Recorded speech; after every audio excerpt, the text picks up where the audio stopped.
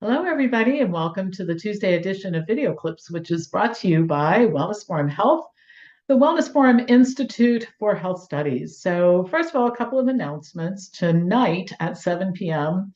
is forming your own local tribe. This is a time when I think people need companionship and connectedness at the community level for food, for education, economics. I mean, there's so many ways in which we can help ourselves at the community level. And if you're interested in learning more about that, just send me an email at pampopper@msn.com. And if you are in an unfriendly time zone, we will record it so that you can view it later.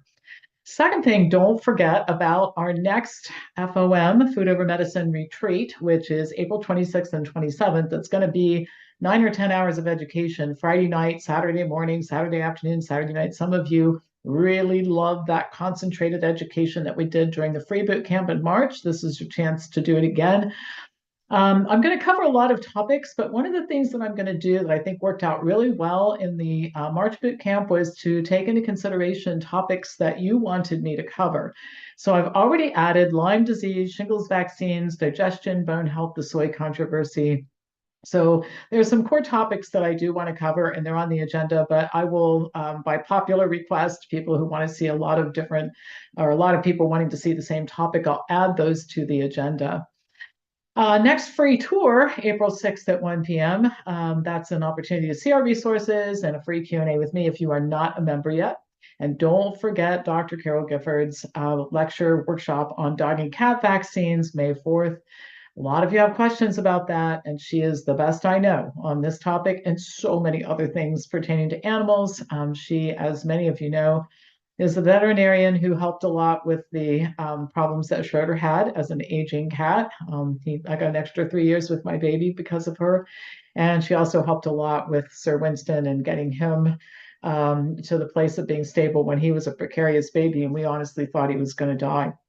So, anyway, lots of great stuff coming up. So, let's get to the news. I was involved in a 4-day immersion over this past weekend with Tony Robbins. I learned a lot about myself and behavior and a lot of things. The timing was really good since we've opened our first clinic, and I have great big plans for the future, all of which are attainable if I keep myself in the right state of mind. By the way, I'm one of those people, and I think we're all like this. I can do really well at one thing and not so well at other things. So I have no trouble at this point in staying in the right headspace to eat right and exercise and hydrate and get my chores done at work. But we all have to work on something, and mine is staying focused on the big goal and what it takes to make it happen every day instead of getting in the weeds. Now, the reason I'm sharing this with you is my process for doing this is the same process many of you need to engage in to get yourself to optimal health. Now, the first thing I want to encourage you to do is set ambitious goals. There is nothing exciting about being less overweight, eating more vegetables this week than you did last week, especially if you only had one salad, or taking an occasional yoga class. What becomes exciting to you, and it's exciting to me, is achieving optimal health, having boundless energy, a strong body, having confidence in your body so you're not worried about every little ache and pain and symptom and that sort of thing. When you have great health, you can do almost anything you want to do. When you're sick, it takes up all your time. And one of the things that I've pointed out to people is I'll tell you one thing about cancer patients. They'll drop everything and spend every waking moment surviving. You don't have to drop everything, but how about you spend enough waking moments working on your health that you don't end up in that situation, right? Well, here's the thing, you won't do this on your own. So just as I need to be in a group setting to feed my mind some of the time with stuff that keeps me moving forward, you need that too. That's why we offer a membership. So you really, if you've never been a member, consider that free tour on April 6th and let us show you what we can do for you. If you don't have some type of reinforcement, you'll drift away. I mean, I've said many times, I think if I didn't work at Wellness Forum, I'd need to be a member at Wellness Forum because so many people in my private world outside of work just aren't on board with all of this stuff. So the next thing is there were some great questions from boot camp that we didn't get to. We got to several dozen, and you're going to have the same chance during the next boot camp to ask and send questions in advance. And like I mentioned before, this will help me morph the curriculum in the direction of things you guys want to talk about. But a couple of these were great questions, and I'm going to cover them here. And the first one is, what do I think about the American Heart Association's calculators for cardiovascular risk?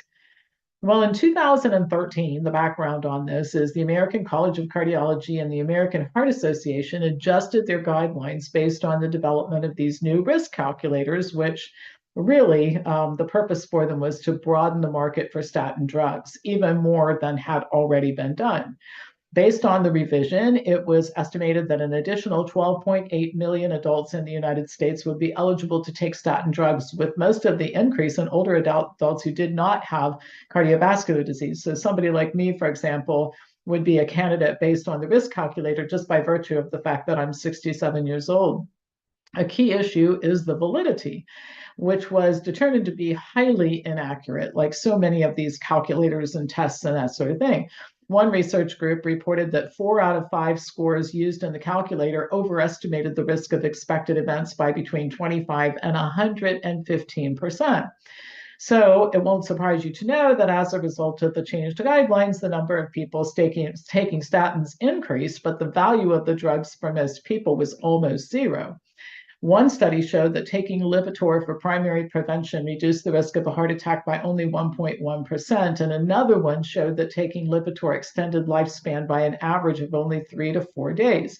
Now, there's an extended article in the library, a members library, about this, but the bottom line is that the calculators seem designed to sell statin drugs, not really designed to help anybody figure out what their real risk of anything was.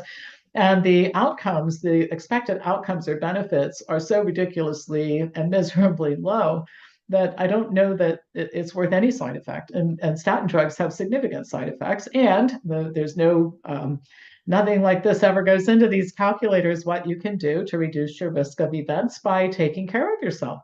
The drugs are not the only way there. Medicine is not the best way to take care of yourself. Daily habits, going back to what I said before, is the best way to take care of yourself. All right, so here's another question. It comes up all the time. We did not talk about it during the boot camp, so I will address it here. What do you think about bioidentical hormone replacement? It's not hormone replacement. That's the first thing I'm going to correct. It's hormone supplementation, because women produce enough of the right hormones for during menopause. But anyway, so what do I think about this for things like hot flashes and sleep disorders, that sort of thing?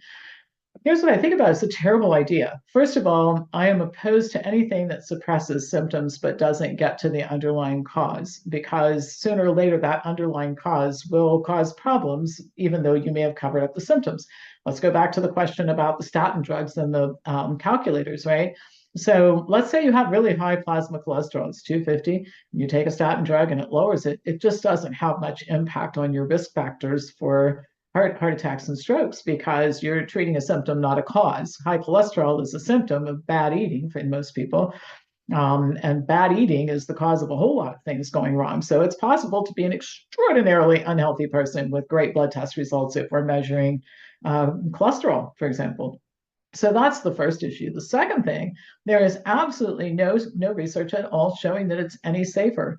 And I think that's one of the things that I want to drive home, points I continue to drive home and will drive home when we do the Food Over Medicine boot camp, is that people think because it's natural, it's better. Not necessarily. And the thing that you have to remember, some of you've heard me say this a lot, if something has an effect, there's going to be a side effect. And the question is the side effect you're going to experience worth the benefit? Is the benefit worth the side effect that you're going to experience? And in many cases, the answer is no, or you don't even know what it is, and nobody will know. So you're actually experimenting on yourself. So the long and the short of it is, whether it's bioidentical or pharmaceutical, I'm all for it for a short time when life is miserable, until you lose the weight, get rid of most of the alcohol you're drinking, shape up your diet, lower the fat. I mean, there are a lot of things you can do to make this stuff go away. So if you need to take hormones for 90 days till you get to that place, great. But this should not be a long-term strategy. And there is an increased risk of breast cancer. And by the way, I'm gonna say this too. People say all the time, well, it's a really small risk. The risk is really low, or it's rare. So that's what some people will say. And I'll just share with you, a yoga teacher shared with me, she was in a doctor's office with her mother. This happened years ago, when her mother was one of the unfortunate people who had a side effect of taking tamoxifen. She ended up with uterine cancer. And the doctor did the whole song and dance about how rare it is. And our teacher replied, "It doesn't seem very rare in our family right now. I'm just saying."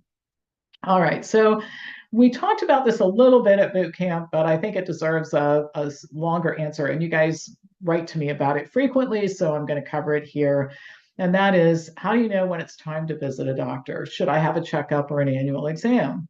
Well, first of all, there are some prescriptions that must be refilled. And if you have those, I mean, there are drugs that are necessary, and we don't want to throw the baby out with the bathwater. So, of course, you have to see a doctor to get a prescription refilled most of the time.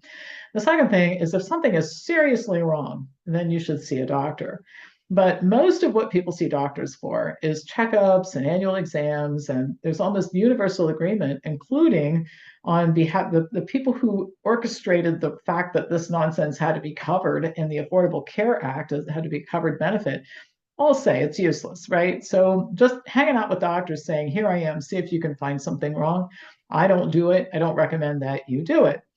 So let's put that aside for a minute, and then let's look at situations in which it might be questionable. So if you have mild symptoms, let your body heal. A good couple examples I'll give you is people have a fever. Well, fevers are not nature's way of healing. A fever will burn off pathogens and crud. So drugs or any strategy for that matter that will lower the fever, unless it's dangerously high, is generally counterproductive because this then in turn lowers your immune response. It's generally better to let a fever run its course. And if you have a fever for a week, that's okay. It's your body trying to address the crud that you have contracted. People also will visit doctors when they're in pain, but unless you have broken bones or you need stitches, your doctor is not likely to help much. First of all, both prescription and non prescription NSAIDs can relieve pain in the short term, but they can worsen outcomes in the long term. And as counterintuitive as this might sound, anti inflammatories often result in chronic pain, while inflammation and letting it run its course can prevent chronic pain. And there's so much that you can do besides take drugs and that sort of thing.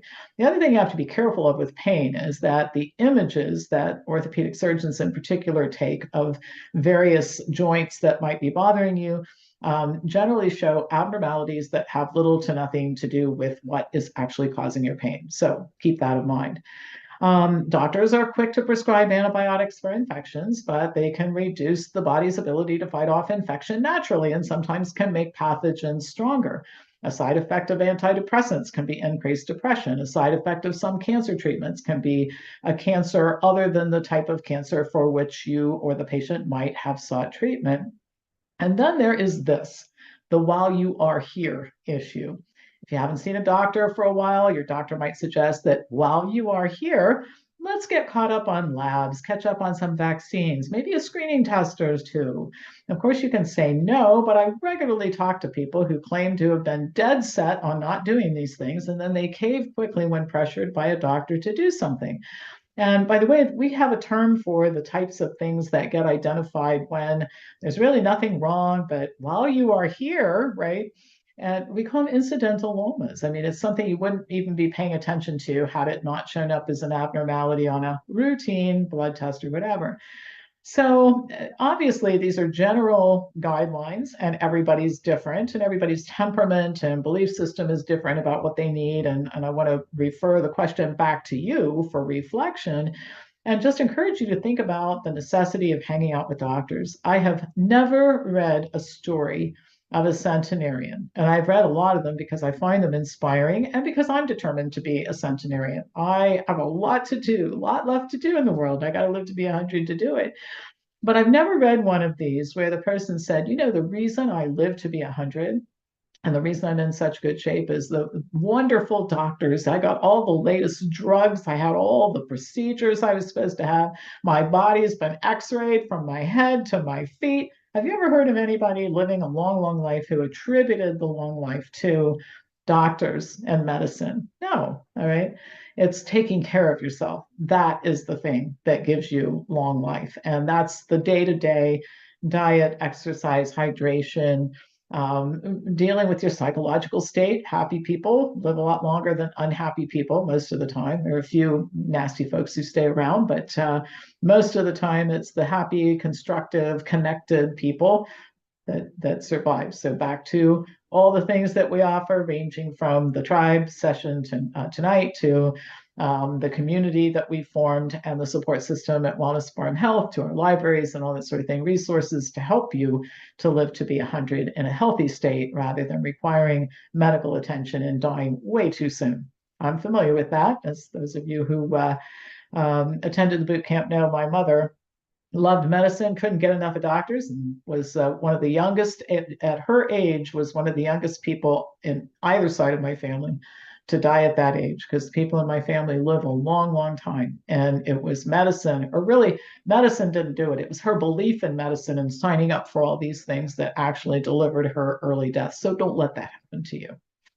All right, there are articles in the library about all of these topics, so just keep in mind, my email address is pampopper@msn.com. Tribe session tonight, FOM, Food Over Medicine Bootcamp, end of April. Dr. Gifford's vaccine, patent dog and cat vaccine lecture, May 4th.